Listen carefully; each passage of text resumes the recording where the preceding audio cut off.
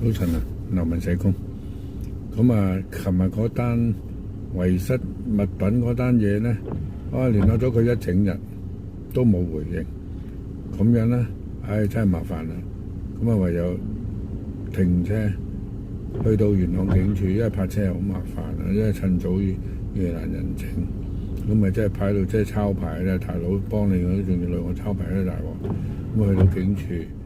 咁啊正式報案啦嚇！琴日啊7點鐘前啊，喺落馬洲再過下去到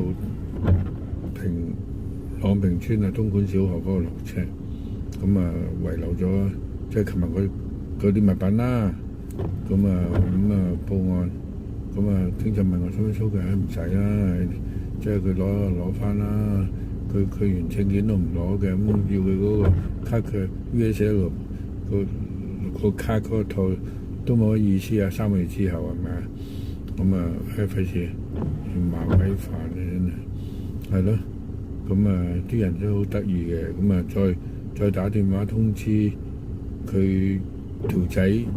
住嗰間酒店啦，嗰間酒店話俾佢聽話嗱，而家我哋嗰個物品就拎咗去元朗警署啦，你通知翻佢翻嚟，你通知翻個租客佢自己去元朗警署嗰度攞翻嗰啲佢女朋友啲物品啦。即係揾個女朋友攞翻啲物品啦，應該係咁講。通知個女朋友攞翻啲物品，咁啊，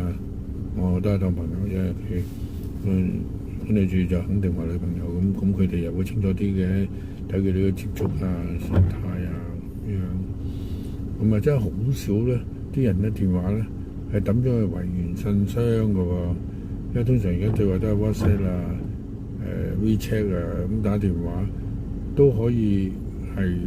即係除非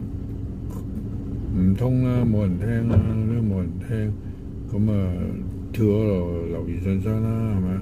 咁電話都除非你去咗外國識電話，即係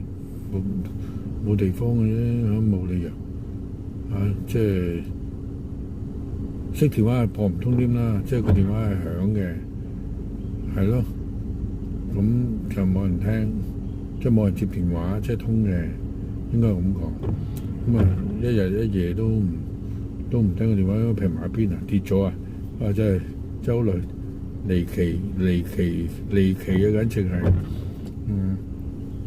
咁啊唔緊要啦，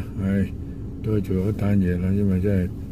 留低啲嘢就好麻煩嘅，好彩唔係留低個篋仔，大佬鎖咗仲好啊，冇鎖啊真係慘啊！做檢查出嚟仲認登記，嘥晒啲時間。警察慘啊，要翻譯英文㗎嘛，以前而家應該唔使㗎啦。